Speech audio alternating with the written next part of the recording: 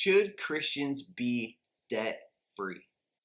This is an interesting topic because, especially as somebody who's been in the business world, investing world, entrepreneurial world, there's all kinds of teaching out there as to why you should never pay your house off and all these different things, and like some debt's good debt and you can use debt as leverage and all those things. And let's just talk about it real quick here because I want to set you guys free on. Let me just give you my thoughts. These are going to be my thoughts on debt. And I could actually go even deeper on this. We're going to keep it light and quick, but I think this might help you.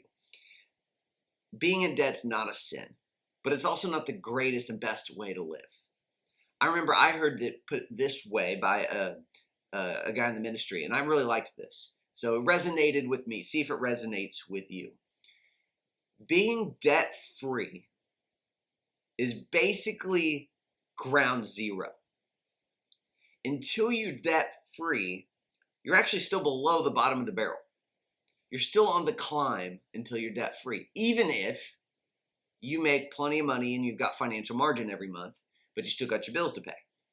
So Romans 13:8 says in the Amplified, keep out of debt and owe no man nothing but to love him. Now the other translations, I haven't found one that says keep out of debt other than the Amplified Classic, and I believe the Amplified. But so like the New Living, let's see, where is it? Romans 13:8. Owe nothing to anyone except for your obligation to love one another. Some people take that as literally keep out of debt and owe no man anything. Cool. I like that thought, to be honest with you. I like that thought of being completely debt free because every little, it's like each debt is like a grip that holds on you. And well, here's what's actually interesting about the word mortgage. Mortgage is a Latin word.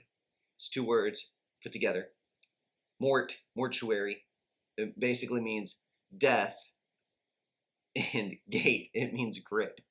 It's a death grip that they have on you. And I've heard that, it's crazy, right?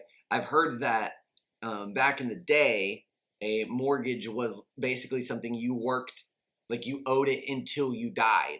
That's where the word mortgage comes from. So it was a mortgage something is basically like you are a slave to pay that off until you're dead. That's crazy. I like the thought of not being in a mortgage for that reason right there. If you think about it and you're like, oh yeah, like I'm good on money, like, but I think what we don't realize is how much debt actually controls your life. Probably a lot of the fights you have with your spouse are because of your monthly debt payments and how they are higher than you'd like them to be. Oh man, I'm working on something here. You guys know I'm always putting new courses out. I've got Kingdom Money Mastery, which is now over, I think, 75 videos and trainings and kingdom courses and curriculum that will absolutely transform and revolutionize not just your financial life, but every area. Well, one of the things I'm working on right now is called bulletproofing your life. Maybe I'll change the name, but that's candid real talk with my homies watching this is bulletproofing your life. Basically creating a life that can't be shaken. Well, if you had no debt, just imagine it for a second. Even small stuff. You paid off your $3,000 credit card, paid off your house, paid off your rental property, you paid everything off, paid off your boat, and you've got maybe every single month, maybe you make $100,000 a year, and those payments, you got all those payments, but they're no big deal. They're actually a bigger deal than you think they are. And I get it. Because, I mean, that's where I've lived, is I've never really struggled financially. Because I've known God's promises since day one. My wife and I have implemented them. We've always been tithers, we've always been givers, always been generous, and then always used our spiritual authority to bring in financial increase into our lives. We've always done pretty well. I would say better than pretty well. But we've done pretty well. Now we do really well. And we're going to be doing even well-er as time goes on because we live a life of increase. And so do you if you hang out with me. I'll teach you how. But what I'm getting at is this debt thing's bigger than we realized. Let's say you say, oh no, debt's not a big deal, Trav, I'm good, we got margin, no big deal, just a little bit of payments. Well, if I was to say, okay, cool, let's go to the Bahamas for 2 months. Could you do it? Odds are no. Well, I can't quit my job. Why can't you quit your job? Well, because I got to pay these payments. What payments? Well, my house. Oh, so a debt. Well, then our 2 cars. Okay, so 2 more debts. Well, then we got student loans. Okay, so you got another debt. What else? Well, we do have the credit card, and we got the mattress. We financed the mattress and the couches. Okay, so 6 more. And then keep going and keep going and keep going and keep going. So debt really is gripping you. You do not have freedom. Even though you make fine financial margin, easy enough to pay those bills, you're still tied in bondage. You don't have true freedom because of those debts.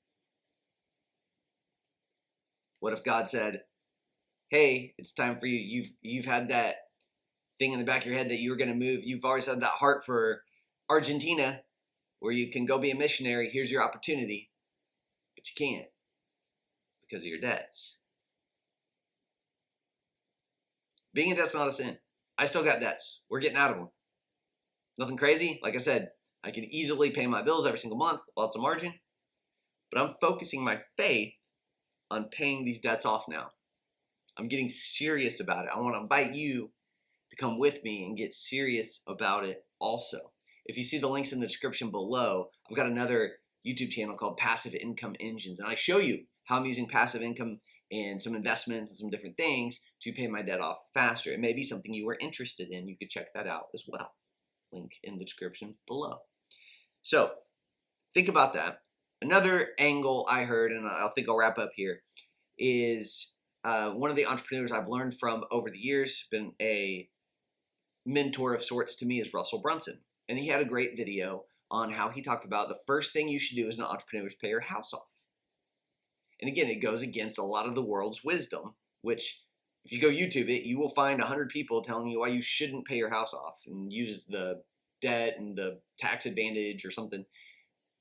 But I personally believe that's just another one of the enemy's ways to trick people to staying tied in debt. Full debt freedom puts you at ground zero. Once you're at ground zero, now you can really start building wealth. Most of us aren't even at ground zero yet. So we're working there. Let's make that priority number 1. Let's get out of debt. But Russell Brunson, what he said was entrepreneurs should make their priority paying on their house off first. He said the reason is we like to take risks. And it's true. I do like taking risks. It's fun. It's exciting. It's part of the adventure. If your house is paid off, you are freed up to take more risks. Because the biggest risk is the fear of losing your house, fear of going bankrupt, and the fear of mortgage and collections and all those things that whatever. That's what you're afraid of if you like got real down, deep down into it, drilled down in there. Like, man, this happens. Worst case scenario is to take my house away. And then me and my family got to go into an apartment. That would be awful. I'd feel like a loser. Feel like I'm going backwards. All those different things. Well, guess what? That fear goes away if your house is paid off. Now you're freed up to do more. Maybe you do want to travel a little bit more. Maybe you would like to experience life on the East Coast for 2 months. You can. Because you might have an electric bill and a cell phone bill and an internet bill and a couple little bills like that. Well, those are chump change. You can pay that while you travel. Cool. No big deal. But if you've got a $3,000 mortgage, $1,000 car payment, $800 another car payment, school kids tuition on top of that, and then stack. It's like, I can't leave my job, but I'm in a job I hate, but I can't quit it because I've been here. It took me 12 years working in this job to climb the corporate ladder to get paid this much money. If I quit, I'd have to start over here, and then it would take me another 12 years to get back to my same pay level. But because I have so much debt and my bills are so high, I can't afford that 8-year gap while I try to ramp it up. Even though I hate my job over here, you're stuck. God will get you out of it. Got to use your faith. Got to get intentional. Hang out with me. I'll help you with that. But I'm telling you, that's where most humans in general are living, let alone Christians. That part doesn't matter. Everyone's living that way. But I'm here to tell you, you can challenge those thoughts and get out of it. I'm not living that way. I love what I do every single day. And I'm not luckier than you or more blessed than you. I didn't go to I did go to college for like two-ish semesters. I have no college degree, didn't graduate or anything. Didn't come from money. No one in my family's an entrepreneur. I have all the strikes against me. All I did was put God first and dive into this thing every single day and then start doing what it said. And I'll be honest with you, I live in a phenomenal, fun life. I want you to come with me. I want you to live this life as well. Keep hanging out with me. Like this video, subscribe to the channel. I've got links below if you want to go deeper and learn more of this stuff and how to implement it in your life. I'd love to hang out with you even more. Click those links, check it out. Share this with somebody you know who might need to see it. Should we be debt-free? I think so. I'm going for it. I say, why not? I don't think anything bad could come from paying off your debt. And God will help you. Ask him for wisdom. James 1:5 says we can ask him for wisdom on anything. And if we believe he will answer us, and don't doubt, he will. We can speak to a mountain and tell it to be cast into the sea. And if we believe in our heart that what we say will come to pass, it will be granted to us. 11:24. I believe it. Let's speak to that debt. Let's get it out of here. Let's go. We got big stuff to do. I love you guys. I'll see you in the next one.